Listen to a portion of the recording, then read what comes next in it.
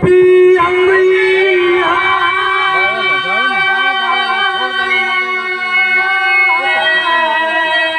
पियरिया लागल झालर पियरिया लागल झालर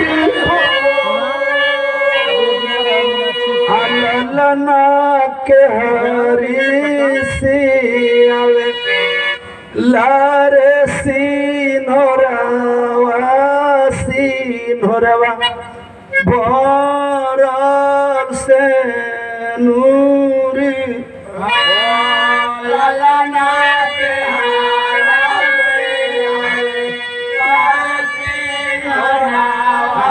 सिन्होरवा भरल से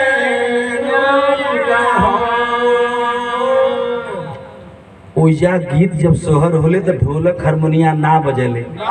एगो माई बहिन घोटा कढ़ावली तो दूसर की माई बहिन घोटावली। तो हमके एगो समझला आई दूसर का माई बहिन लोग हमार बन गई। हम कढ़ावत हैं बारे धन्य हो हमार माई बहिन लोग ये लोग घोटावत हैं हम कढ़ावत है। सुना एक जवाब लोग देंगे कि नैहरे से आवे ले रे पियरिया पियरिया लागल झालर पियरिया लागल झालर अललना ससुरे से आवे लारे सिन्होरवा भरल से नूरा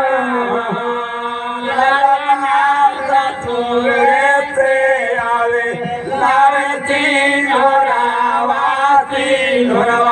भरल से नूरा। धन्य हो हमार माई।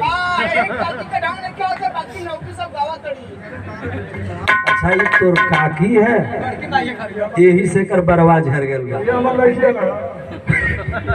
धन बड़ू लो माई और बहनी दोनों। आइए मैं ले चलता हूँ ये सोहर किसकी है। बधाई देता हूँ उस मास्टर साहब के परिवार में जन्मी उस बच्ची को और शुभकामना देता हूँ कि एक दिन वह बच्ची जिस तरह एक बच्ची भारत ही नहीं दुनिया के लोगों ने जिसे शेरनी का दर्जा दिया, दुनिया के लोगों ने जिसे आयरन लेडी कहा, वो अभी बच्ची इसी रूप में एक दिन एक जगह पैदा हुई थी।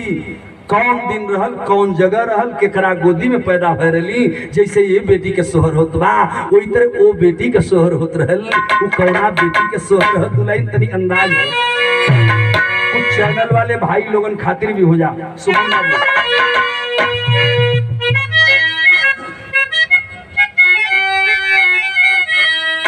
कि 15 जनवरी 56 साला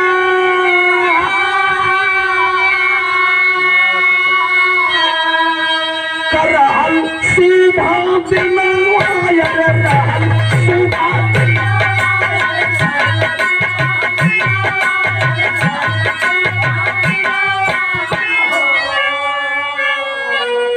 15 जनवरी 1956 के दिन एकाएक एक बच्ची का जन्म इस धरती पर हुआ।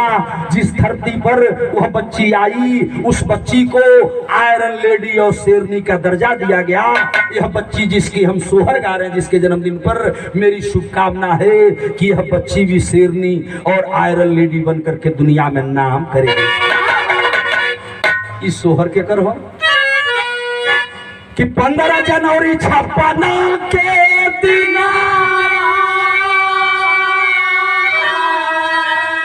रहला सुबह दिन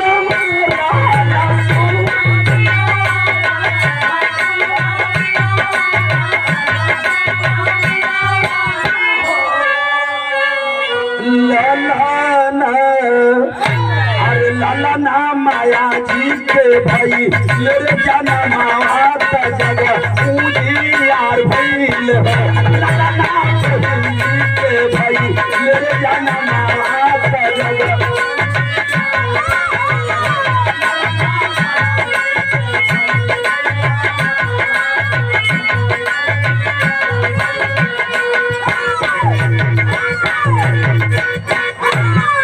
गाजियाबाद के बादल पूरा गाँव गुजला ऐसन नौआ गुजला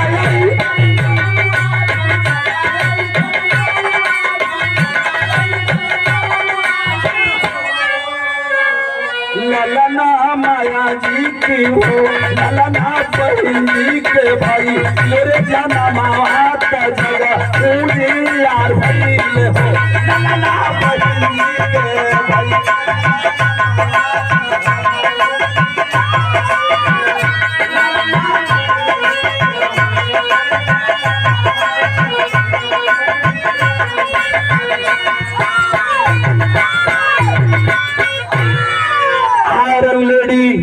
दलित शेरनी बहन कुमारी मायावती जी के इस जन्मदिन सोहर पर जैसे उस बच्ची का जन्मदिन है उस सोहर पर 50 रुपए का पुरस्कार आया है। वही भौर कुमार कुर्मी कहार तेलित मोली बाबू भगवान नोनिया खटिक चौहान इत्यादि बाबू भगवान जब सब हो सब लोग सुनत होंगे। गौरी शंकराचार्य चमार का बेटा एक गीत गा रहा है और संजय मास्टर अगर मास्टर हैं उनके बड़के पप्पा और लड़की के बड़के पप्पा अगर डॉक्टर हैं तो यह डॉक्टर और मास्टर अगर हैं तो बाबा साहब B.R. अम्बेडकर की देन है, बाबा साहब के संविधान की देन है, बाबा साहब अम्बेडकर की देन है। न तो कोई डॉक्टर होता, न तो कोई मास्टर होता, न तो गौरी शंकर आचार्य बिरहिया होते, न तो नंदलाल रवि होते, न तो शुभम पांडे होते।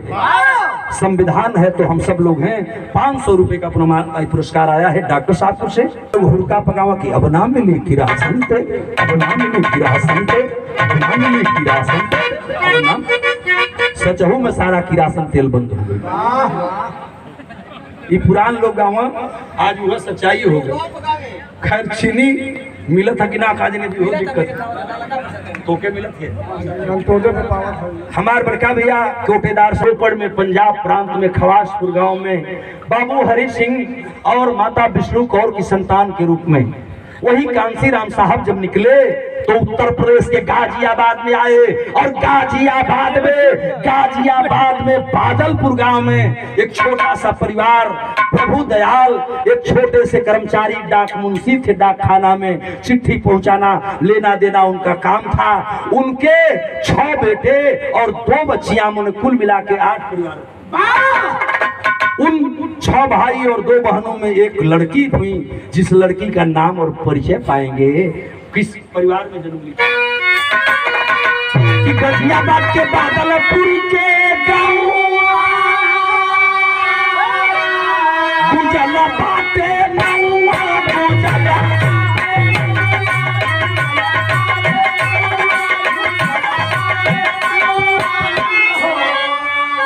ललना बहन जी के भाई मेरे जाना मावात जगह पूरी यार भाई ललना माया जी के भाई मेरे जाना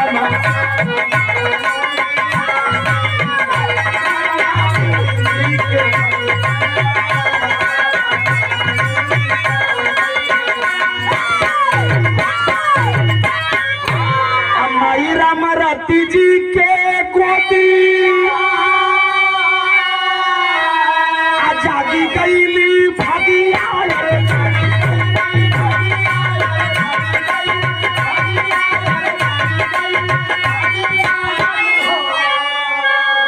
अरे ललना दलित गारे जन्म भवनी आयंगन भोला सोहार ललना दलित घरे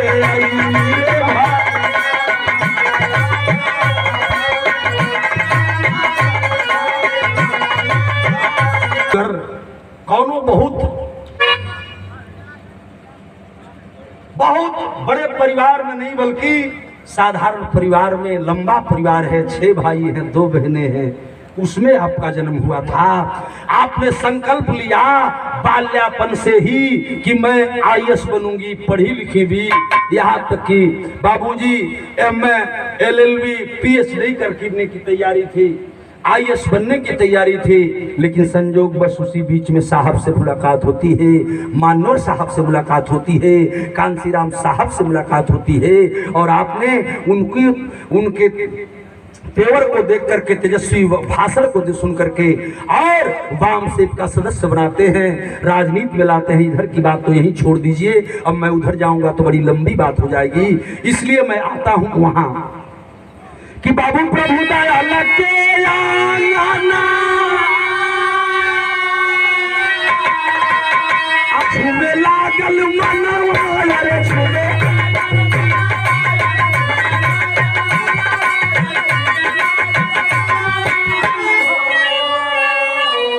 ललना गोदिया में माया गिरे जन्म लिया नन गुनाहगार भइल ललना गोदिया में माया गिरे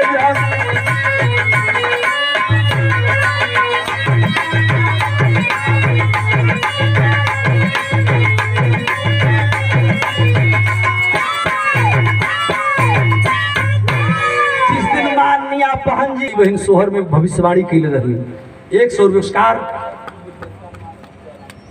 घूरा को दिमाग में था, लोगों के दिल में था क्या कि कोटि कोटि डाली तारे उठाई है आदीना लावा तई है अरे सीधा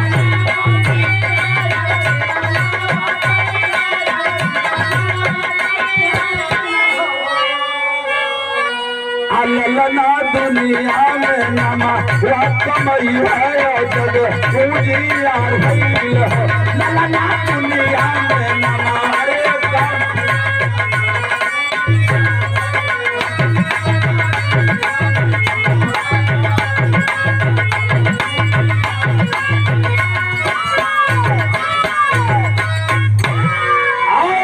जैसी उम्मीद बादलपुर की महिलाओं को थी उनके जन्म दिवस के अवसर पर, उनके जन्मदिन के अवसर पर जैसी उम्मीद थी महिलाओं को, उसी उम्मीद पर आगे चल करके बहन कुमारी मायावती जी बहुजन समाज पार्टी की राष्ट्रीय अध्यक्षा बनी और आज सर्वजन हिताय सर्वजन सुखाय का नारा दे करके सर्व समाज की भागीदारी की बात करती है। जिसकी जितनी संख्या भारी उसकी उतनी भागीदारी।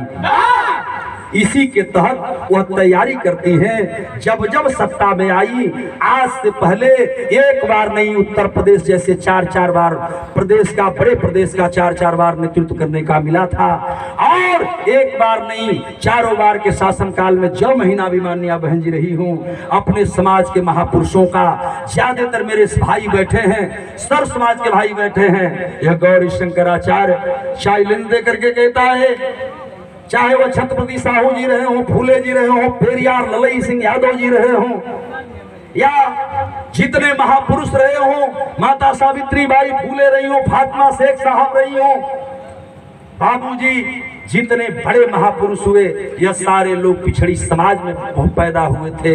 दलित समाज में केवल एक बेटा पैदा हुआ और सारे पिछड़े समाज के लोगों की कारवां को लेकर के आगे बढ़ने का काम किया।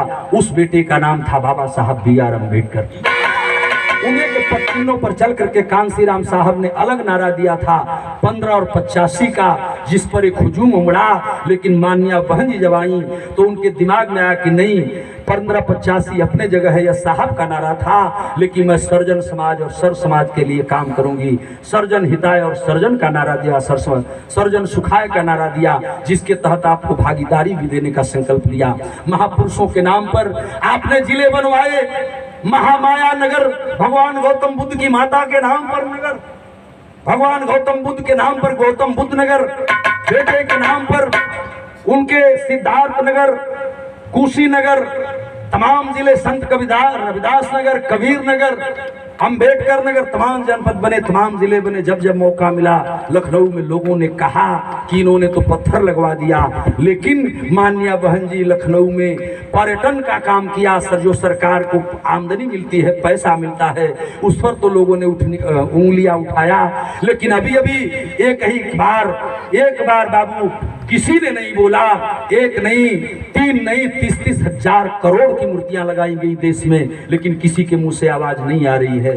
ऐ मेरे सर समाज के भाइयों, और भौर कुर्मी कहार तेली तमोली बाबू भुनान मुनिया खट्टिक चौहान वगैरह यहाँ इत्यादि साथियों बैठे हुए भाइयों, आपसे एक निवेदन कर करके यह गीत की आखिरी लाइन होती है कि बहन जी आपकी लड़ाई लड़ती हैं, सर समाज की लड़ाई लड़ती हैं, उसी बिटिया की तरह यह बिटिया नाम करे, यही मेरी शुभकामना है। सोहर गाने का इतना ही मतलब है। इसलिए आइए मैं बताने चल रहा हूँ कि बने मोरी बाबूनी शेरनी जैसे माया मोर बहिनी, अरे माया जी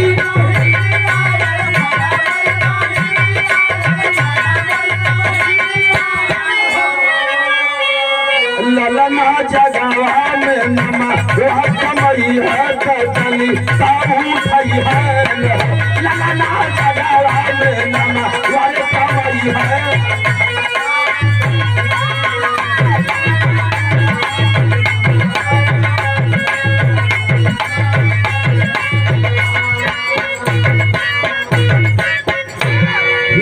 मीत रिश्तेदार और यह बिरहा सुनने वाले सर समाज के भाई, आपके तरफ से एक लाइन कह देना चाहता हूं। क्या कि जुगा जुगा जिया मोरी बहनी,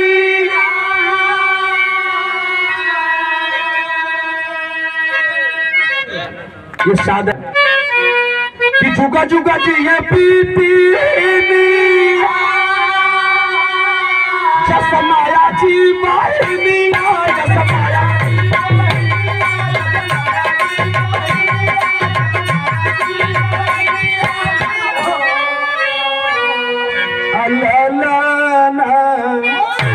अरे ललना गौरी शंकर गाई कैसे हरियाया शिशि या सोना ललना गौरी शंकर गाई